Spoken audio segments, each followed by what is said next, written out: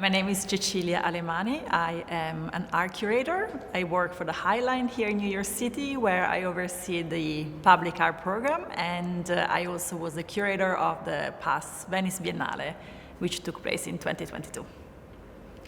So I first encountered Ulla's work when I was doing research for the Venice Biennale. So back in 2020, I was particularly interested in learning about artists in the 60s that started thinking about the connection between technology and the body. And I came across a very groundbreaking exhibition called Cybernetic Serendipities, which was held at the ICA in London back in '68.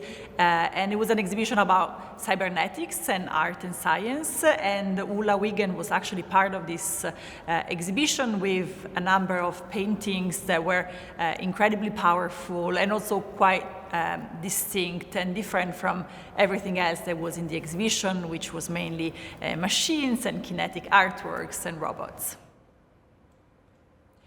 I think what stood out for me the most when I first encountered Ulla's work was the fact that she was incredibly young when she was part of this exhibition. She was just 26, and she was in a very male-dominated world, if you think about art and technology in those years, and yet she was able to have a very original voice in this group of artists and musicians and other creative thinkers.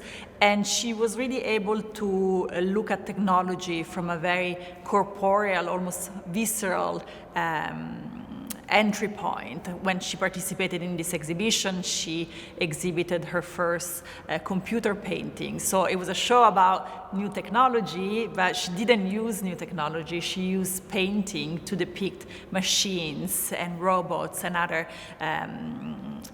construction from within. So this sort of clash between the technology on one side and the body on the other side was certainly something that stayed with me.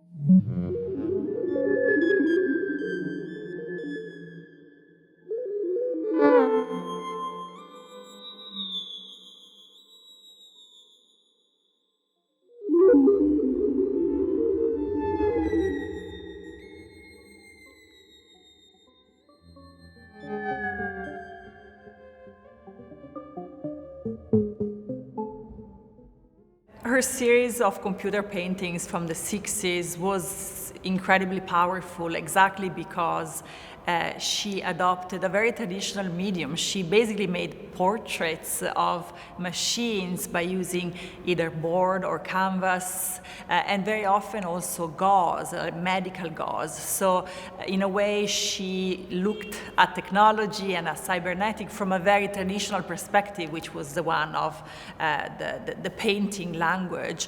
But she also brought lots of innovations in this sense. And I wish I'd seen that exhibition, because it must have been incredible to see her paintings next to machines and computers. But I imagine that her voice stood out quite a bit in the exhibition. From the works of the 1960s to the most recent works, there might seem to be a quite large gap. If you look at her recent paintings, she makes paintings of irises, of eyes, and they're actually incredibly gorgeous. They are painted with a very small brush for month and month, and they're like round-shaped canvases. Actually, they're not canvases, they're painted on board, and they depict irises of friends and people that she knows with such a detail that, in a way, it is very similar to what she was doing in the 60s, except that in the 60s she was looking at machines and computers and robots. Now she's looking at the machine of the human body. So she's kind of reversing the gaze inwards and looking at the way we are seeing, we are looking at things. And so in an exhibition like Venice, they were incredibly powerful because they sort of reversed the gaze of the viewer and they kind of stared back at you, but in a way the sort of dynamic, it was the same. And I was very happy that I was able to show both the works from the 60s together with a number of new irises paintings.